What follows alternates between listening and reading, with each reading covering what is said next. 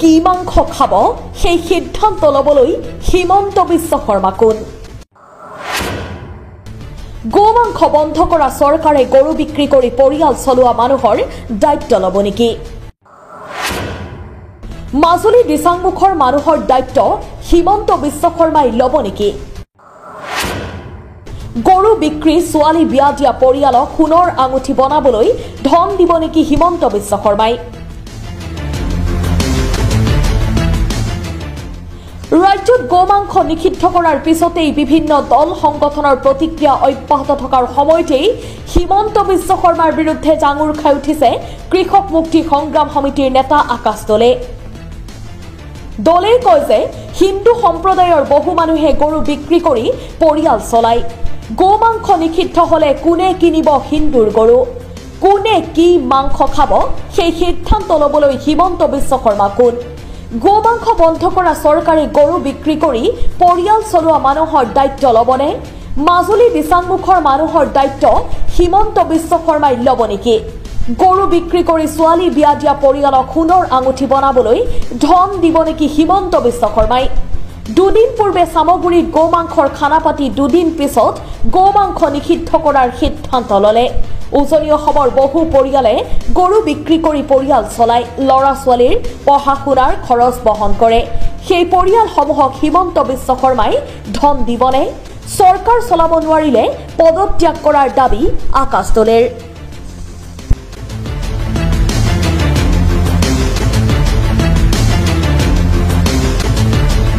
মানে কোনে কি খাব সেইটো ডিচিজন ল'বলৈ হিমন্ত বিশ্ব শৰ্মা কোন? তেওঁ কোনে অধিকাৰ দিছে যে মই গৰু মাংস খাম নে গাহৰি মাংস খাম সেই কথাৰ সিদ্ধান্ত ল'বৰ কাৰণে হিমন্ত বিশ্ব শৰ্মা কোন? আচলতে সেই প্ৰশ্নটো আমি উত্থাপন কৰিছোঁ। মানে আপোনাৰ কাম নাই নেকি?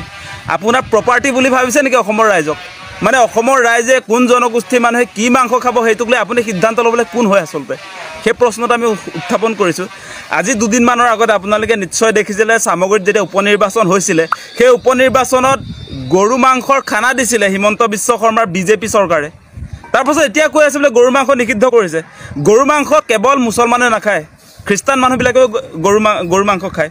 আৰু সেইটোৱে কথা নহয়, আপোনালোকে জানে যে গৰু যিটো ব্যৱসায়, গৰু মাংস যদি নিষিদ্ধ কৰা হয় তেতিয়াহ'লে আমাৰ সেই মাজুলীৰ মানুহবিলাকক, দিচাংমুখৰ মানুহবিলাকক পোহপালনৰ দায়িত্ব হিমন্ত বিশ্ব শৰ্মাই ল'ব নেকি? হিমন্ত বিশ্ব শৰ্মাই ল'ব নাই? আজি চিলাপথাৰ জোনাই মানুহবিলাকক, যিবিলাকে গৰু পোহপালন কৰি তেওঁলোকে যে গোটেই জীৱন নিৰ্বাহ কৰি আছে, সেই মানুহবিলাকৰ ছোৱালীজনী বিয়া দিবৰ সময়ত যে গৰুটো বিক্ৰী কৰে, এতিয়া হিমন্ত বিশ্ব শৰ্মাই সেই মানুহ ঘৰৰ ছোৱালীজনী বিয়া দিবৰ কাৰণে পইচা দিবনে নাই? আজি সোণৰ আঙুঠিটো বনাবৰ কাৰণে হিমন্ত বিশ্ব শৰ্মাই পইচা দিব নেকি? সেই কথাটো মই সুধিছোঁ। হিমন্ত বিশ্ব শৰ্মাই এনেকুৱা ফাল্টু কাম নকৰিবৰ কাৰণে আমি সকীয়াই দিছোঁ। আপোনাৰ কেবিনেট সিদ্ধান্ত হ'ব লাগিছিলে কোনবিলাক বিষয়ত? আজি যে আপোনালোকে স্মাৰ্ট মিটাৰ সংযোগ কৰি 218 কোটিতে এবছৰ ডকাইত কৰিলে, সেই পইচাবিলাক ঘূৰাই দিয়াৰ কাৰণে কেবিনেট সিদ্ধান্ত হ'ব লাগিছিলে। আজি আপুনি যে ঠগি দিলে, আপোনাৰ অমিত বৃক্ষ আন্দোলন কৰিছোঁ বুলি মহিলাবিলাকক যে আপোনাৰ গছ ৰুবলৈ যে লগাই দিলে 10,000 টকাকৈ দিম বুলি, 10,000 টকাটো দিলে নাই আপুনি এতিয়ালৈকে? সেইবিলাকক লৈ কিয় কেবিনেট সিদ্ধান্ত নহয়? আজি আপোনাৰ 20 টকীয়া আলু যে গণেশগুৰি বজাৰত 40 টকা হৈ গ'ল, সেইবিলাক যে মধ্যভোগীয়ে যি ধৰণে দাম বৃদ্ধি কৰিছে সেইবিলাক নিয়ন্ত্ৰণ কৰিবৰ কাৰণে কেবিনেট সিদ্ধান্ত হ'ব লাগিছিলে। আজি আপোনাৰ 100 টকীয়া গাজৰ 200 টকা হৈ গ'ল, সেইবিলাকক লৈহে কেবিনেট সিদ্ধান্ত হ'ব লাগে। কি ফাল্টু কেবিনেট সিদ্ধান্ত লৈছে? কাম নাই কাম নাই আপোনাৰ। মানে দিল্লীত গৈ তেওঁ চমক সৃষ্টি কৰিছে। আজি দুদিনমানৰ আগত সেই সামগুৰিত গৰু মাংসৰ খানা পাতিব, তাৰ পাছত এতিয়া দুদিনমানৰ পাছত তেওঁ বোলে গৰু মাংস নিষিদ্ধ। গৰু মাংস মুছলমানে খাই কাৰণেই নহয়, এটা কথা আছে, মই কৈছোঁ যে উজনি অসমৰ বহুত মানুহে গৰু পুহি যদি গৰু মাংস খোৱা মানুহে নোলায় তেনেহ'লে কোনে কিনিব গৰুটো? এতিয়া গৰুটো বিক্ৰী কৰি ছোৱালীজনী বিয়া দিব লাগিব নহয়। এতিয়া গৰু বিক্ৰী কৰি আমাৰ ল'ৰা ছোৱালীক যে পঢ়ুৱাই আছোঁ সেই খৰচটো দিব নেকি হিমন্ত বিশ্ব শৰ্মাই? এনেকুৱা ফাল্টু কাম নকৰিব। অসমত বহুত সমস্যা আছে। চৰকাৰ চলাব নাজানে যদি পদত্যাগ কৰক, সেই কথাটো কৈছোঁ।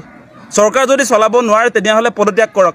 আজি যি ধৰণে আপোনাৰ মূল্যবৃদ্ধিয়ে সাধাৰণ মানুহক ৰাম টাঙন সোধাইছে, এইবিলাকৰ কাৰণে আপোনালোকৰ চৰকাৰ কি কাম আছে? কোনো কাম কাজটো নাই।